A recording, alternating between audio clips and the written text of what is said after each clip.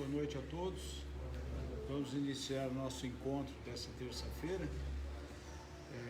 Hoje, com a grata satisfação de termos aqui a presença do nosso irmão Fabrício.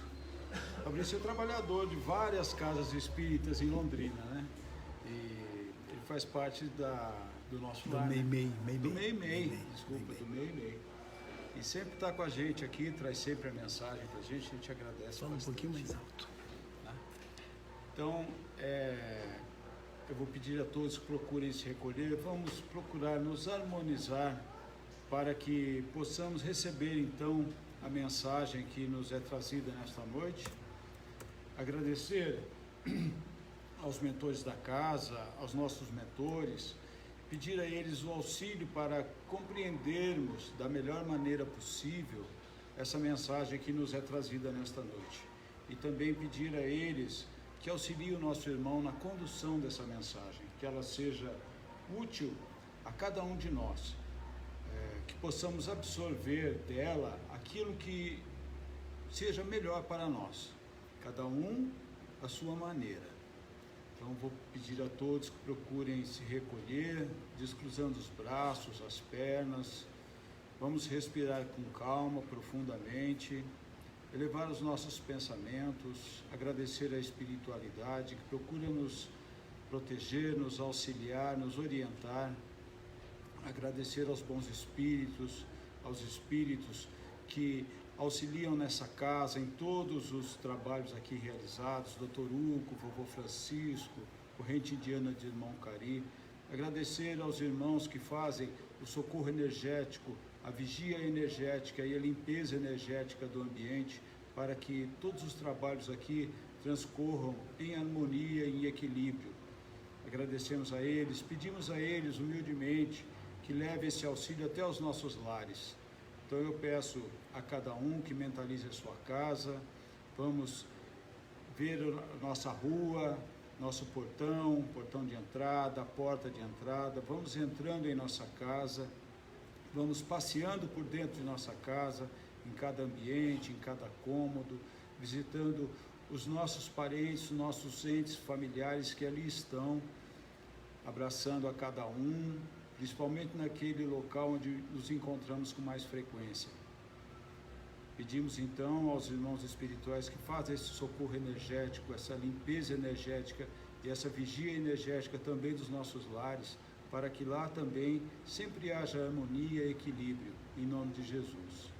Agradecemos a eles, retornamos até aqui, elevamos ainda mais os nossos pensamentos, vamos até a presença de Maria de Nazaré, nossa mãe, mãe de Jesus, que sempre nos recebe também de braços abertos e nos envolve muito carinho, muita harmonia.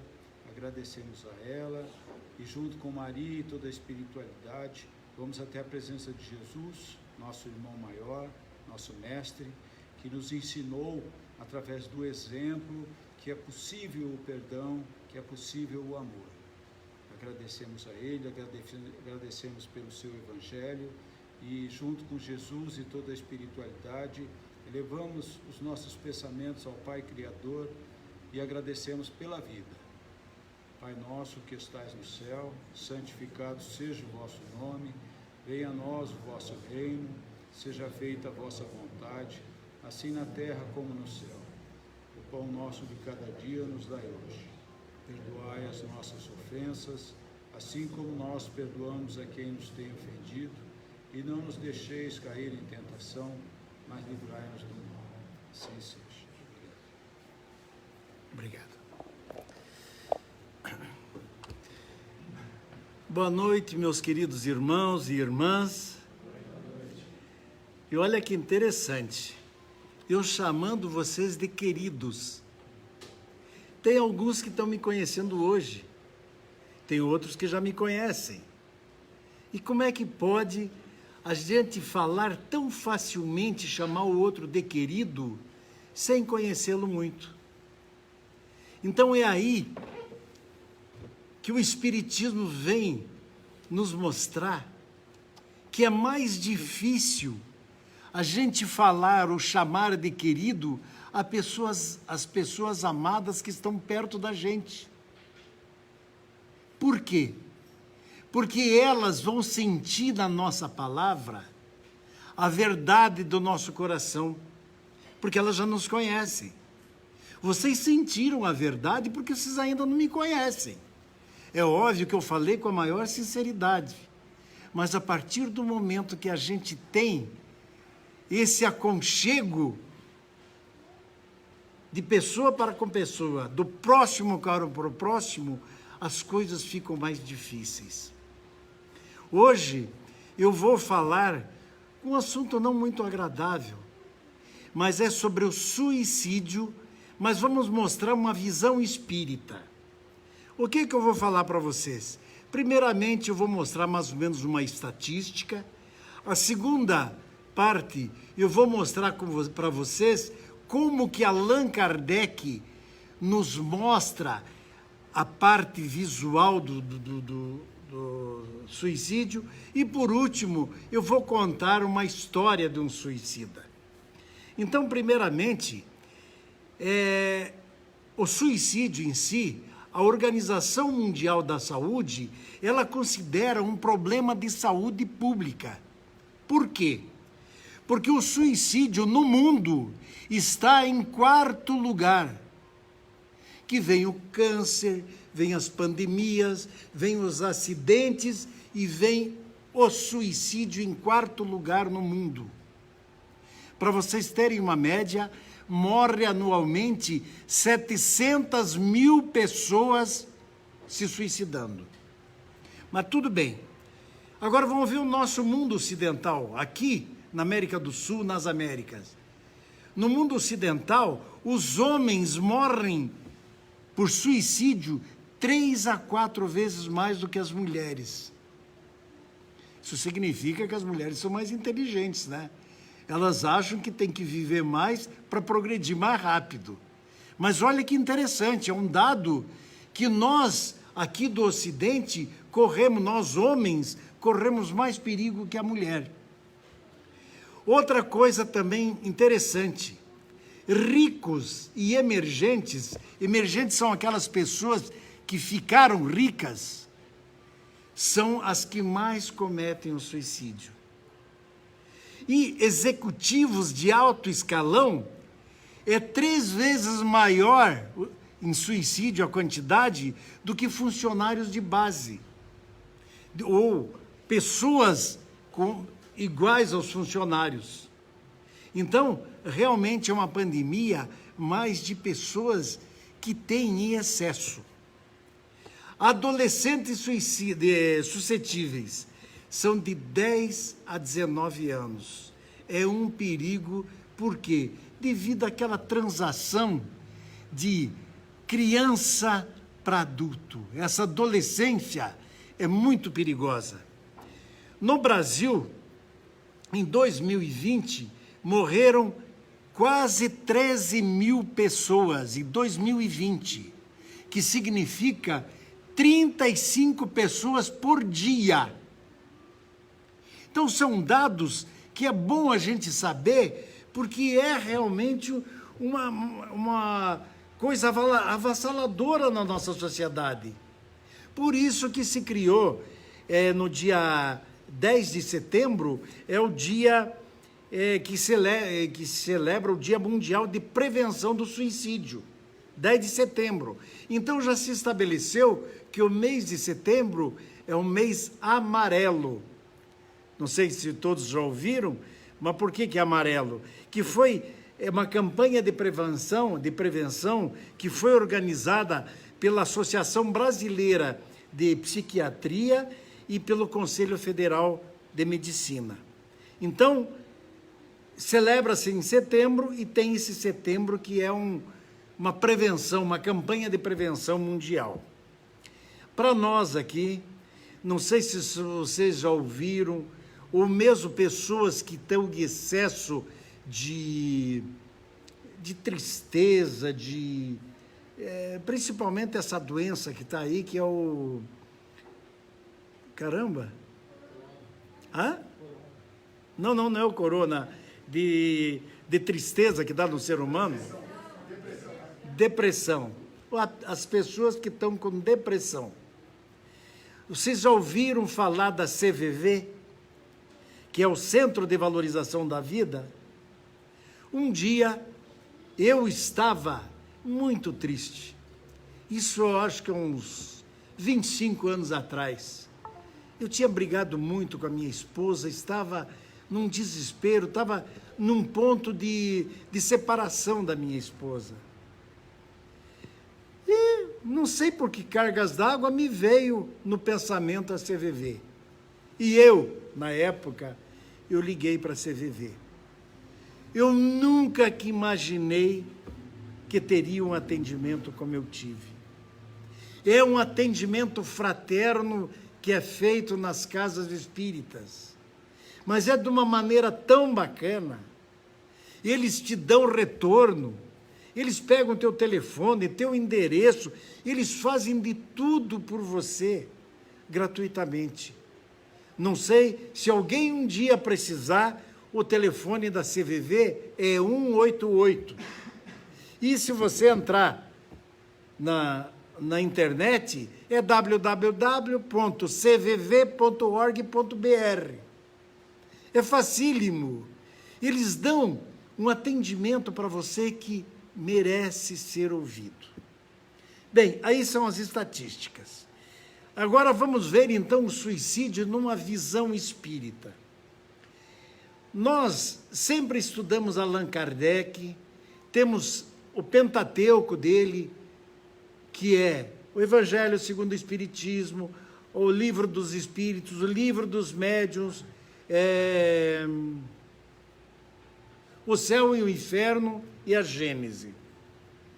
Mas, em 1857, quando foi lançado esses livros, o livro não atingia muitas pessoas. Primeiro, porque em 1857 era difícil a alfabetização, mesmo na França, onde foram lançados.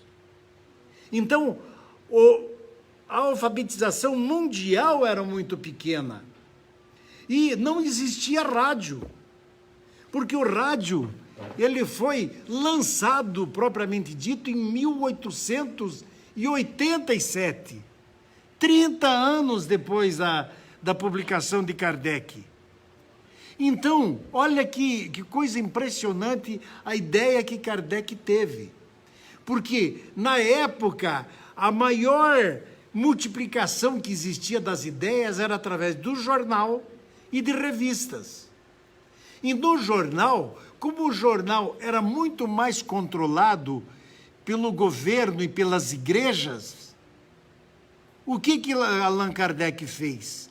Ele se apegou mais à revista espírita.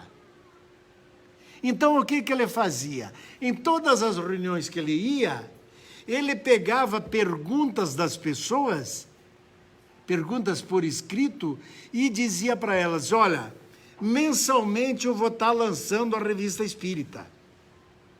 Então, a revista espírita vai ter a resposta para cada pergunta que um de vocês fizeram.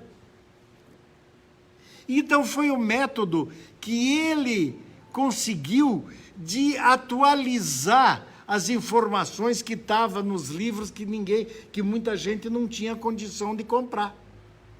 Então, eu vou falar hoje do suicídio sobre a visão espírita, baseado na revista Espírita e Ciência, número 11, nas páginas 6 e 8, respondida por Kardec.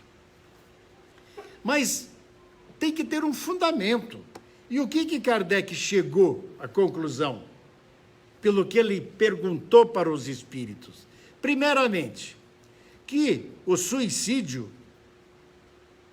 era dar o fim à própria vida, abrir mão de todas as possibilidades por uma possível paz. É o caminho que muitos seguem de forma consciente ou não. Olha que interessante. Todo mundo, através do suicídio, ele vai procurar paz. Mas ele não consegue saber ainda, ele pensa que com a morte vai acabar tudo. Mas ao invés de mostrar uma solução, transforma-se daí num longo caminho de dor para a pessoa que se suicidou. de sofrimento, de libertação, que não tem como a pessoa sentir realmente se ela fez o certo ou não a hora que se suicidou. Daí, Kardec pega a primeira pergunta nessa revista. Como os espíritos e os espiritismo consideram o suicídio? Então, voltando à pergunta. Como os espíritos e o espiritismo consideram o suicídio? E daí ele começa a responder. Usando unicamente os ensinos dos espíritos constantes na codificação, o suicídio é tido como um crime aos olhos de Deus. Isto consta no Céu e Inferno, no capítulo 5. E que importa numa transgressão da lei divina. Isso vai estar aonde? Está escrito lá no Livro dos Espíritos, na pergunta 944. E fala ainda, constitui sempre uma falta de resignação e submissão à vontade do Criador, que também está lá no Livro dos Espíritos. Então, desse modo, jamais o homem tem o direito de dispor da vida. Somente Deus cabe retirá-lo do cativeiro da terra quando o julgue oportuno. Porque, na verdade, olha que coisa interessante, nós somos como prisioneiros aqui na terra. E a pessoa que se suicida, ele evade da prisão antes de cumprir a pena. Daí o que acontece? Ele vem e reencarna de novo. Então ele é preso de novo. E é óbvio que todo preso que entra em uma prisão, ele é mais severamente tratado. O mesmo se dá, olha aqui, com o suicida que julga escapar às misérias do presente e mergulha em desgraças maiores. Consta isso no Evangelho segundo o Espiritismo, no capítulo 18, no item 71. Então, vocês vejam que Kardec vai mostrando nas próprias publicações dele, mas quem assiste nunca sabe disso, porque nunca leu sobre isso. Porque para nós, a hora que nós vamos ler o Evangelho segundo o Espiritismo, ou ler o Livro dos Médiuns, o Livro dos Espíritos, nós não vamos nos ater sobre suicídio. Só se acontece algo na nossa família que a gente vai procurar, não é? Daí vem a segunda pergunta. Por que os espíritos tratam desse assunto com certa constância? Daí ele responde. Primeiramente, como já afirmamos, porque ele é um tema sempre atual, pois que o suicídio tem sido marca constante na nossa civilização. Isso desde antigamente, existe o suicídio. Por exemplo, mesmo nas civilizações mais antigas, como o Japão, como a China, eles se utilizavam do suicídio para provar coragem, para provar fidelidade ao rei, ao monarca, para provar o amor a uma donzela. Olha que coisa interessante. Para nós hoje, o que mais provoca o suicídio para nós, na nossa sociedade hoje? É o problema financeiro. A hora que acontece um problema financeiro, um negócio que o país entra numa hecatombe econômica, começa a se suicidar um monte de gente por medo de faltar comida, por medo de faltar dinheiro, por medo de faltar roupa. Às vezes a pessoa fica tão transtornada que ela não sabe o que fazer. E por que ainda que o Espiritismo trata com certa constância? Segundo, que é mais importante, a doutrina dos Espíritos tem um caráter consolador absoluto através do fato mediúnico Por quê? Porque o suicida são os que mais aparecem nas reuniões mediúnicas. Então, é considerado literalmente uma segunda ressurreição. Por que ressurreição? Porque ele não vem no corpo próprio dele, ele vai vir no corpo do médium. Ele vem se explicar na carne do médium. Não a que deixou no túmulo, não, mas a do médium, que lhe oferece num gesto de amor a oportunidade de retorno aos corações que deixou o mundo.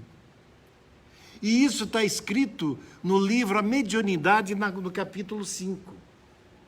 É o objetivo principal, é uma das coisas que mais acontece nas reuniões mediúnicas, é aparecer espírito ou comparecerem espíritos de suicidas. É permitido que os próprios suicidas venham dizer-nos que eles não morreram e afirmam que não só não solucionaram o problema que os levou ao ato, como ainda eles estão vivos. Então é duro para a pessoa se suicidar e ver aquilo se repetir, e ele vê que ele está vivo, porque a vida continua. Porque nós, espíritas, sabemos que o espírito é eterno, que nós estamos com o objetivo aqui de evoluir, não de parar, porque o suicídio, ele não retrograda o ser humano, mas ele estabiliza até onde ele progrediu. E para ele progredir mais, ele demora mais, porque ele tem que pagar por tudo que ele fez ao corpo dele, que não pertence a ele, mas pertence ao nosso Pai Celestial. Então, de quebra esses dois problemas, o antigo e o novo, gerado pela violação das leis da vida.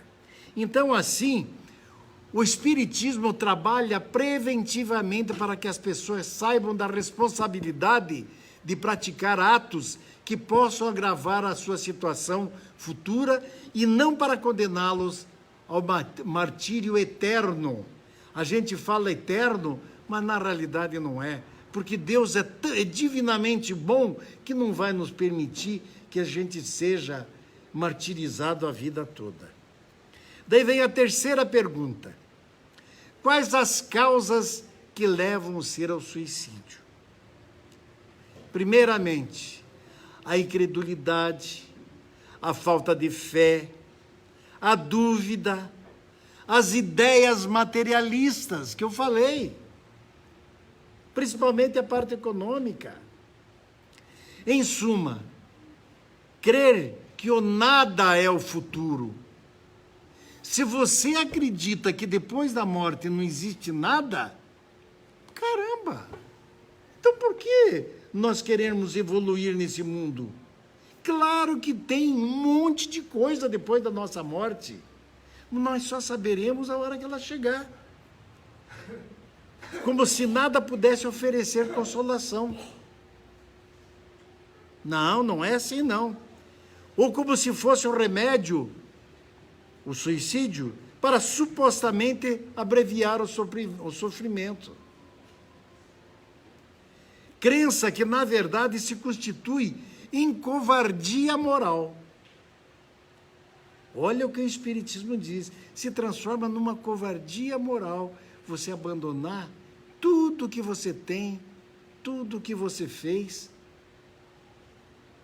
porque você não quis dar continuidade àquele sofrimento que poderia ser amenizado. Daí vem a quarta pergunta. Quais as consequências do suicídio para o espírito? Caramba! Em primeiro lugar, é preciso aclarar-se que o suicídio não apaga a falta cometida, mas ao contrário, em vez de uma, haverá duas faltas. Em segundo, o espiritismo, quando se dá conta do ato, o espírito, quando se dá conta do ato cometido, constata que a vida não se extinguiu, e que continua mais real que nunca. Você já imaginou? Você fazer um ato desse daí e dizer, meu Deus, e agora? O que eu vou fazer para voltar atrás? Terceiro, que é bastante doloroso.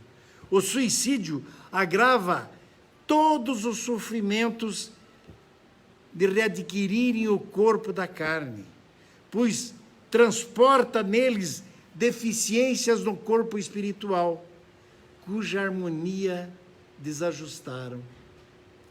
Então, nessa fase, que é a hora que você reencarna, dependendo do tipo de suicídio que você teve, você volta com cérebros retardados, com moléstias nervosas, com problemas de respiração, ou qualquer outra moléstia obscura. E isso consta também no livro de Emmanuel, em Leis do Amor, no capítulo 4, se vocês lerem. Então, Emmanuel faz bastante, insiste sobre esse assunto para nos ensinar. E a quinta pergunta que uma pessoa fez para o Kardec? Então, não há esperança de recuperação para o suicida? E ele responde, claro que há, totalmente. Deus é amor e Ele outorgou a todas as criaturas a maior expressão da sua bondade infinita. A possibilidade de os seres evoluírem sempre, incessantemente. É uma condição que o nosso Pai nos dá.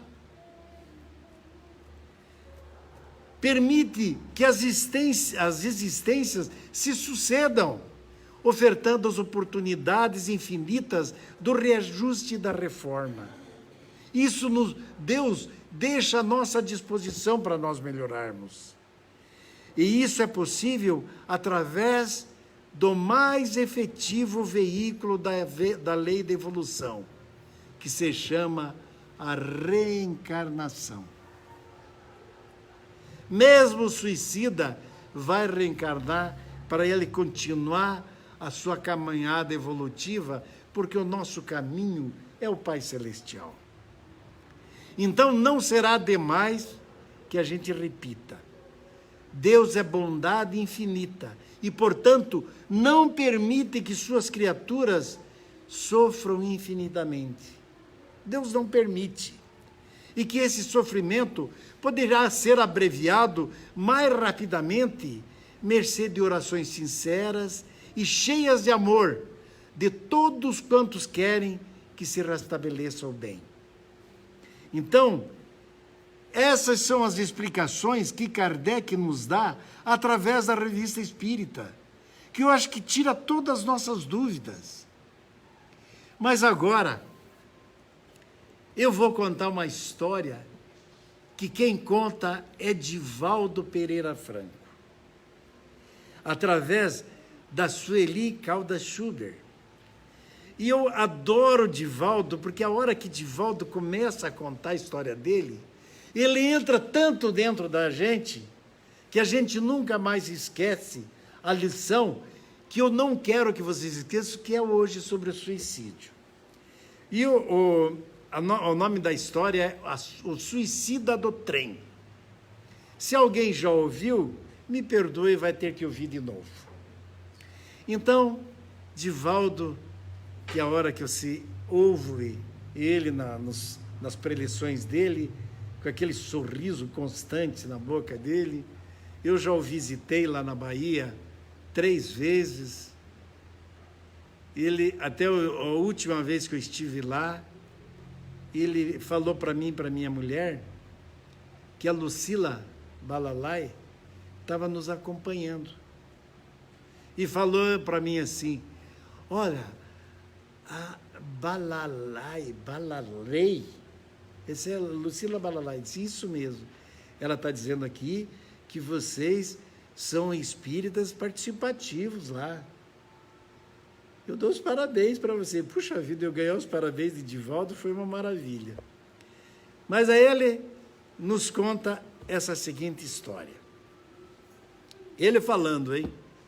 Eu nunca me esquecerei um dia que havia lido no jornal acerca de um suicídio terrível que me impactou. Isso ele falando.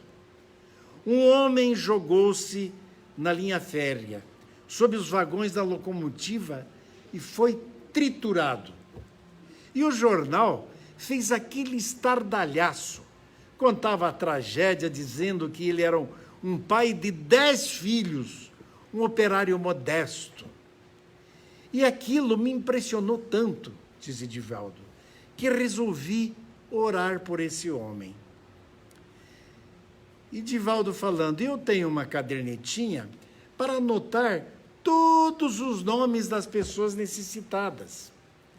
E vou orando por elas, e de vez em quando eu olho na cadernetinha e digo, este aqui já evoluiu, então vou dar o seu lugar para outro. Não posso fazer mais nada por esse, ele já evoluiu. Assim, coloquei o nome desse suicida na minha caderneta de preces especiais, as preces que faço pela madrugada. Divaldo, ele se senta na janela de madrugada e fica olhando para o céu, e sempre na janela dele lá na Bahia, para um lado só, e tem uma estrela que ele fica olhando demais para essa estrela. E fica olhando para a estrela, e ele diz que se sente muito amigo dessa estrela, já faz muitos anos. E ele é paciente. Ela é paciente, a estrela sempre aparece no mesmo lugar e desaparece no outro. Para vocês terem uma média, que ele começa de madrugada, a estrela chega a mudar até de lugar da janela dele. E eu comecei a orar por esse homem desconhecido. Fazia a minha prece, intercedia, dava uma de advogado. Ele dizia, meu Jesus, quem se mata, como dizia minha mãe, não está com o juízo no lugar. Vai ver que ele nem quis se matar, foram as circunstâncias. Orava e pedia por esse homem, dedicando-lhe mais de 5 minutos. Eu tenho uma fila bem grande, mas esse homem eu considerava especial. Passaram-se quase 15 anos eu orando por ele diariamente, onde quer que eu estivesse. Um dia, Divaldo falando, eu, Divaldo, tive um problema que me fez sofrer muito.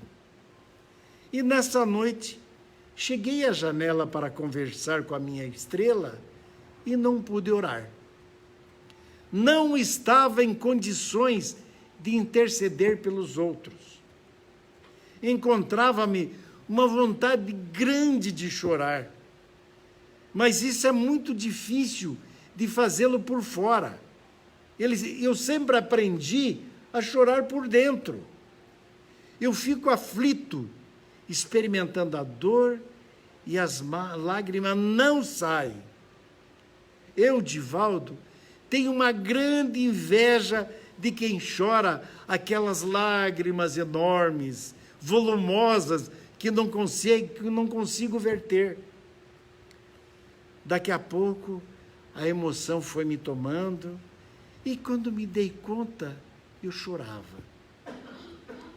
Nesse ínterim, entrou um espírito e me perguntou, por que você está chorando, Divaldo? Daí, Divaldo falou, meu irmão, hoje estou com muita vontade de chorar, porque sofro de um problema grave, e como não tenho a quem me queixar, porquanto vivo para consolar os outros, não lhes posso contar os meus sofrimentos. Além do mais, não tenho esse direito. Aprendi a não reclamar e não estou me queixando. O espírito retrucou, Divaldo, e se eu lhe pedir para que você não chore, o que é que você fará? Divaldo disse, hoje nem me peça. porque é o único dia que eu consegui fazê-lo. Deixe-me chorar. Daí o Espírito falou: não faça isso. Até ele pediu: se você chorar, eu chorarei junto com você. Mas por que você chorar comigo? Perguntei-lhe. Porque eu gosto de você, o Espírito respondeu. Eu amo muito a você e amo por amor. Como é natural, eu, Divaldo, fiquei contente com o que ele me dizia. Daí o Espírito falou novamente: você me inspira muita ternura. Eu o amo por gratidão. Há muitos anos eu me joguei embaixo de um trem. E não há como definir a sensação da eterna tragédia. Eu ouvi o trem apitar, via-o crescer ao meu encontro, sentia-lhe as rodas me triturando, sem terminar nunca e sem nunca morrer. Quando acabava de passar, quando eu ia respirar, escutava o apito do trem novamente e começava tudo outra vez, sempre, eternamente. Até que um dia eu escutei alguém chamar pelo meu nome. Fê-lo com tanto amor que aquilo me aliviou por um segundo, pois o sofrimento logo voltou. Mais tarde, novamente ouvi alguém chamar por mim. Passei a ter interregnos, espaço de tempo em que alguém me chamava e eu conseguia respirar, para aguentar aquele morrer que nunca morria, e não sei lhe dizer o tempo que passou. Transcorreu muito tempo mesmo, até o momento em que eu deixei de ouvir o apito do trem, para escutar a pessoa que me chamava. Dei-me conta, então, que a morte não me matara e que alguém pedia a Deus por mim. Lembrei-me de Deus, de minha mãe, que já havia morrido. Comecei a refletir, isso o Espírito falando, hein? Que eu não tinha direito de ter feito aquilo. Passei a ouvir alguém dizendo: ele não fez por mal. Ele não quis matar-se. Até que um dia essa força foi tão grande que me atraiu. Aí eu vi você nessa janela chamando por mim. E eu perguntei, continuou o Espírito: quem é? Quem está pedindo a Deus por mim com tanto carinho, com tanta misericórdia? Daí a minha mãe me surgiu e esclareceu-me. É a alma que ora pelos desgraçados. Comovi-me, chorei muito. A partir daí, passei a vir aqui, sempre que você me chamava pelo nome. Daí tem uma nota de Divaldo dizendo: note que eu nunca ouvira, faça as diferenças vibratórias. Daí o Espírito continua: quando adquiri a consciência total, prosseguiu ele, já havia passado mais de 14 anos. Lembrei-me da minha família e fui na minha casa. O Espírito dizendo, hein? Encontrei minha esposa blasfemando, injuriando-me. Aquele desgraçado desertou, reduzindo-nos à mais terrível miséria. A minha filha é hoje uma perdida, porque não teve comida e nem paz, e foi se vender para fazê-los. Meu filho é um bandido, porque teve um pai egoísta, que se matou para não enfrentar a responsabilidade. Deixando-nos, ele nos reduziu a esse estado miserável. E o Espírito diz: e eu senti-lhe o ódio terrível da minha esposa. Depois, fui atraído à minha filha, um desses lugares miseráveis onde ela estava exposta como uma mercadoria. Fui visitar meu filho na cadeia. Daí Divaldo, emocionado, chegou e disse assim: mas caramba, você está passando por tudo isso? Ele disse: sim, Divaldo. Aí eu comecei a somar as dores físicas, a dor moral, dos danos que meu suicídio trouxe. Porque o suicídio não responde só pelo gesto, pelo ato de autodestruição, mas também por toda uma onda de efeitos da lei de responsabilidade. Além de você, mais ninguém orava, ninguém tinha dó de mim, só você que era um estranho. Então hoje, que você está sofrendo, eu venho lhe pedir, em nome de todos nós, os infelizes, não sofra. Porque se você entristecer, o que será de nós? Nós que somos que permanentemente tristes, como nós conseguiremos viver com essa tristeza? Se você agora chora, o que será de nós? Que estamos aprendendo a sorrir com a tua alegria. Você não tem o direito de sofrer, Divaldo. Pelo menos por nós. E por amor a nós, não sofra mais. Aproximou-se de mim e me deu um abraço. Encostou a cabeça no meu ombro e chorou demoradamente. Doridamente ele chorou. Igualmente emocionado eu falei: perdoe-me, mas eu não esperava comovê-lo.